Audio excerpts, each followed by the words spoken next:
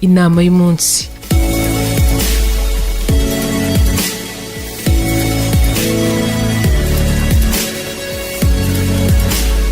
Hari hashize iminsi mike akoze impanuka, imodoka irangirika bikomeye bituma igomba kumara igihe mu igaraje. Umugabo kandi yagombaga kujya ku kazi buri munsi. Mu gihe imodoka ye yari itarakira, yafashe icyemezo cyo kujya azinduka nawe agatega bisi rusange zitwara abagenzi akagera ku kazi. Avuye ku kazi nimugoroba ategereje bisi, abona umugabo urimo usabiriza ku muhanda. Aramureba yumva amugiriye impuhwe, akora mu mufuka akuramo ibiceri byari birimo arabimuhereza, arangije arigendera.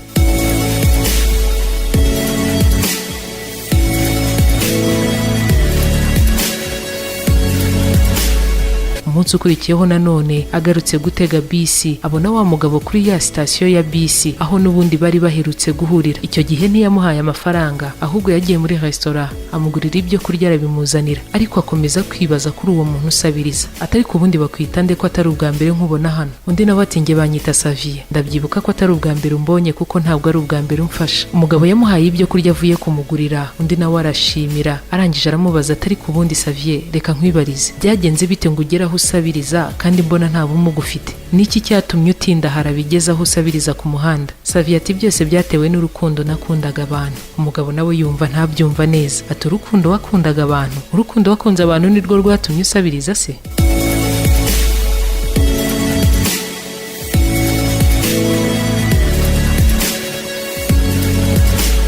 Saviye ati mu buzima bwanjye bwose nabayeho mparanira ibyishimo by'abandi, numvaga nanezeza ndetse nkanagirira neza buri wese ungendereye, nirengagije ko nanjye hari ibitagenda neza ku ruhande rwanjye. Rero ubwo bugira neza bukabije bwo gutanga nkiyibagirwa nibwo bwatumye ngeraho nsabiriza ku muhanda. Wa mugabo nawe ati urabyicuza se? Undi nawe ati ntago mbyicuza, uretse ko bibabaza kubona uwo wahaye ubufasha ukamuha ubufasha nawe wari ukeneye ari bo bagucaho ntibanagusuhuze nk'abatarigeze bakumenya. Natangaga nzi ko abo ndi kugirira neza uyu munsi ari bo bazamfata mu mugongo mu gihe nanjye nzaba ngeze mu ntege nkeya, ariko abo nahaye nibo banyimye. Hari abo nahaye imyambaro atari uko mfite myinshi, hari abo nubakiye inzu nanjye iyanjye itaruzura. Iminsi rero yaje kunyigisha ko nagombaga kubanza kubaka inzu yanjye, ahubwo abangana nkabaha ikaze muri iyo nzu, aho kubaha amatafari ngo babanze bubake inzu zabo kandi nanjye ntaruzuza iyanjye.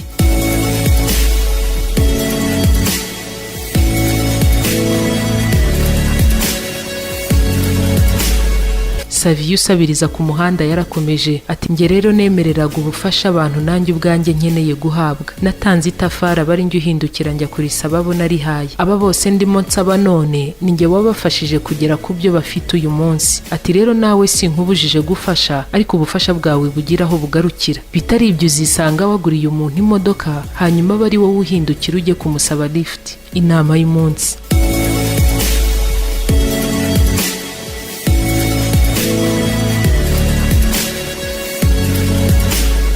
Gufasha ntabwo ari bibi, ariko rimwe na rimwe duhugira mu gufasha abandi tukirengagiza ko natwe hari ibyo tugomba kubanza kwitaho bitureba. Wikiyemeza kurihira umwana wundi minervari kandi n'iyo uwawe ukiyibona bigoranye. Wikiyemeza gusana inzu y'umuturanyi kandi n'iyiwawe amabati ava. Wikemerera umuntu amafaranga urabona ari uko ubanje kuyaguza bagenzi bawe nawe. Fasha aho bishoboka, ariko aho ubona bidashoboka uhakane. Wikemerera abantu ubufasha utazi aho buzava, niba udashaka kwisanga warasubiye inyuma cyangwa uhora mu madeni.